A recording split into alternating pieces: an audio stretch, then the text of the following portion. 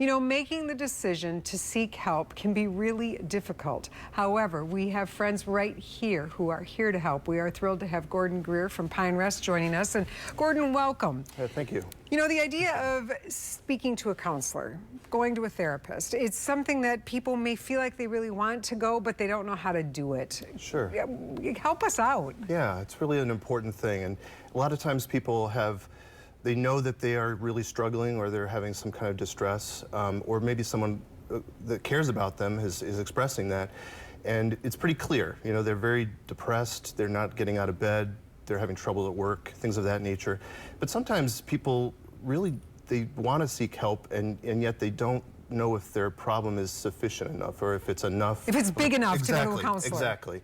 And so, you know, really we try to encourage people to not judge or to not censor their problem and to really just kind of look and see if it's something that's impacting their life, to not wait, to really seek out help and do it earlier rather than later. So, you know, recently I've met a lot of moms who will just say, you know, life is good, my kids are healthy, I've got a good marriage, I'm happy at my job, but I just don't feel right. And they're worried that maybe something is wrong, but we also feel guilty, like counselors are busy, my problem's not so big, I don't want to take your time. What would you say to that? I would say, and I've had people come into my office and say something like that, almost like they were apologizing for wasting my time or that their problem, they were indulging themselves by coming in to see a therapist. And what I would say is, life is short. You're worth it.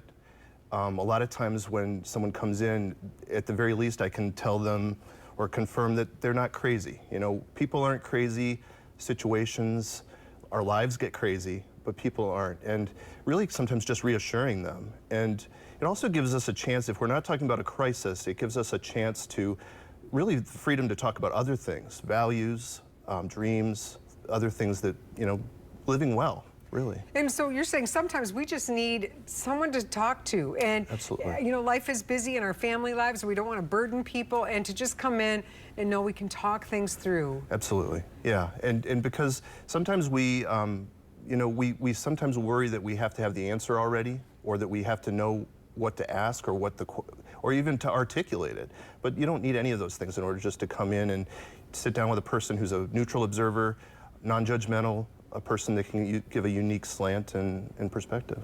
I think I need to spend some time on your couch. Okay, let's talk about our kids. Sure. That's another area where, man, you know, if we see our children struggling, it's painful as parents. And you may talk to the school and they might say, hey, their grades are still okay, everything seems okay.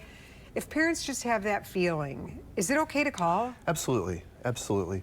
Because, you know, sometimes we just know something's not right, or sometimes it's very subtle, and kids will oftentimes show that they have a problem through their behavior.